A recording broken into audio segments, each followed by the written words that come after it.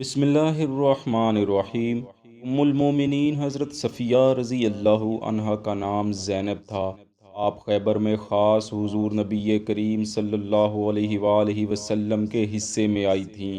عرب میں مال غنیمت کے ایسے حصے کو جو خاص بادشاہ یا امام کے لیے مخصوص ہو جاتا تھا اسے صفیہ کہتے تھے، اسی لیے آپ رضی اللہ عنہا صفیہ کے نام سے مشہور ہوئیں۔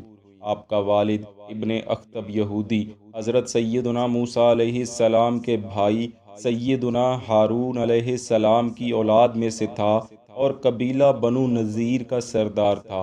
ماں رئیس بنو قریظہ کی بہن تھی اور یہ دونوں خاندان یعنی بنو نذیر اور بنو قریظہ بنو اسرائیل کے ان قبائل سے ممتاز سمجھے جاتے تھے جنہوں نے زمانہ دراز سے عرب کے شمالی حصوں میں سکونت اختیار کر لی تھی۔ حضرت صفیہ کا پہلا نکاح سلام بن مشکم یہودی سے ہوا مگر اس نے آپ کو طلاق دے دی۔ پھر آپ کا نکاح کنانہ بن ابی الحقیق سے ہوا جو ابو رافع تاجر حجاز اور رئیس خیبر کا بھتیجا تھا۔ کنانہ جنگ خیبر میں مارا گیا اور اسی جنگ میں حضرت صفیہ کے والد اور بھائی بھی قتل ہو گئے اور آپ خود گرفتار ہو گئیں۔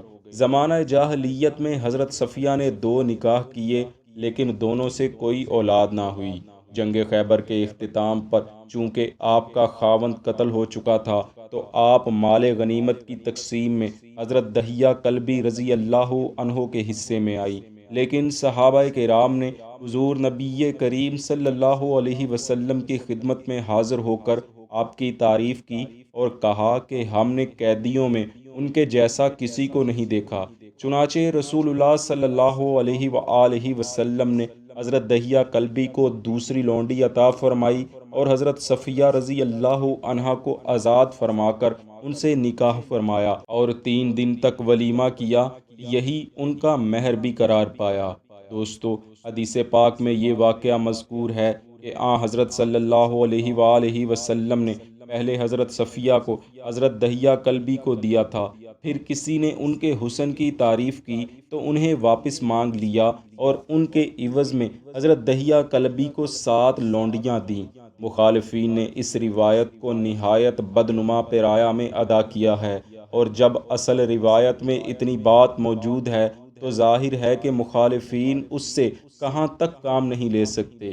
حقیقت یہ ہے کہ حضرت صفیہ کا یہ واقعہ حضرت انس رضی اللہ عنہ سے منقول ہے، لیکن خود حضرت انس سے متعدد روایتیں ہیں اور وہ باہم مختلف ہیں۔ بخاری شریف کی جو روایت غزوہ خیبر کے ذکر میں ہے اس میں یہ تصریح ہے کہ جب قلعہ خیبر فتح ہوا تو لوگوں نے حضور کے سامنے حضرت صفیہ کے حسن کا ذکر کیا، تب آپ صلی اللہ علیہ وآلہ وسلم نے ان کو اپنے لیے مختص کر دیا۔ حدیث پاک کے الفاظ کچھ یوں ہیں، یعنی جب خدا نے قلعہ فتح کرا دیا تو لوگوں نے آپ سے صفیہ بنت حی کے حسن و جمال کی تعریف کی۔ اس کا شوہر اس جنگ میں مارا گیا تھا۔ حضرت صلی اللہ علیہ وآلہ وسلم نے اس کو اپنے لیے پسند کر لیا۔ لیکن بخاری شریف اور مسلم شریف میں خود حضرت انس کی یہی روایت اس طریقے سے منقول ہے کہ جب لڑائی کے بعد قیدی جمع کیے گئے تو حضرت دحیہ کلبی نے رسول اللہ صلی اللہ علیہ وآلہ وسلم سے درخواست کی کہ ان میں سے ایک لونڈی مجھ کو عنایت فرمائیے۔ آپ نے ان کو اختیار دیا کہ خود جا کر کوئی لونڈی لے لو۔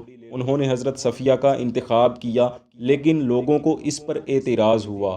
ایک شخص نے رسول اللہ سے عرض کیا، اے پیغمبر خدا، آپ نے صفیہ کو دحیہ کے حوالے کر دیا، وہ بنو قریظہ اور بنو نذیر کی رئیسہ ہے اور آپ کے سوا اور کوئی اس کے لائق نہیں، یعنی وہ شہزادی ہیں اور ان کو کسی عام شخص کے حوالے نہیں کرنا چاہیے۔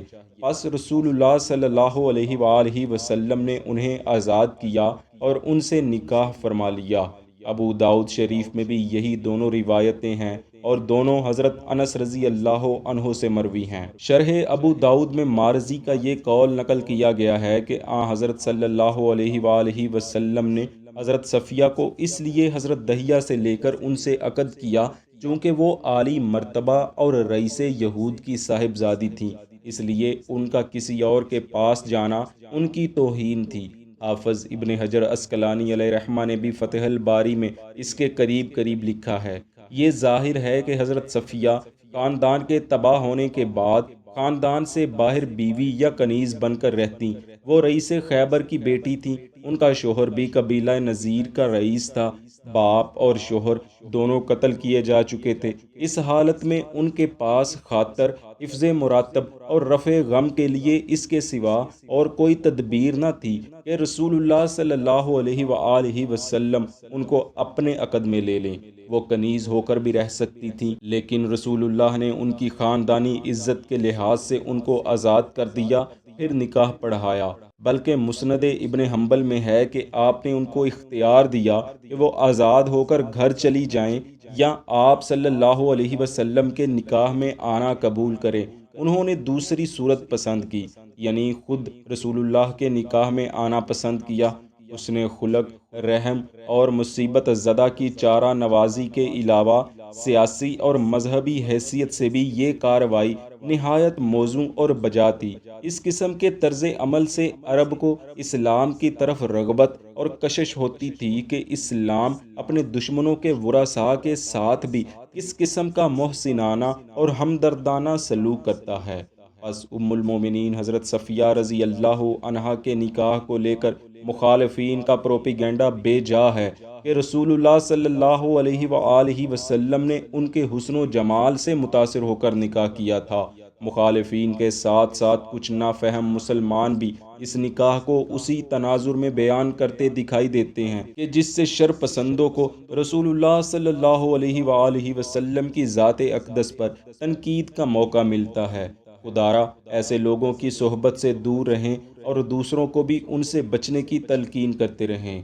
دعا ہے رب العالمین ہمیں ایسے فتنہ پرور لوگوں کی شر انگیزیوں سے بچتے رہنے کی توفیق عطا فرمائے۔ آمین۔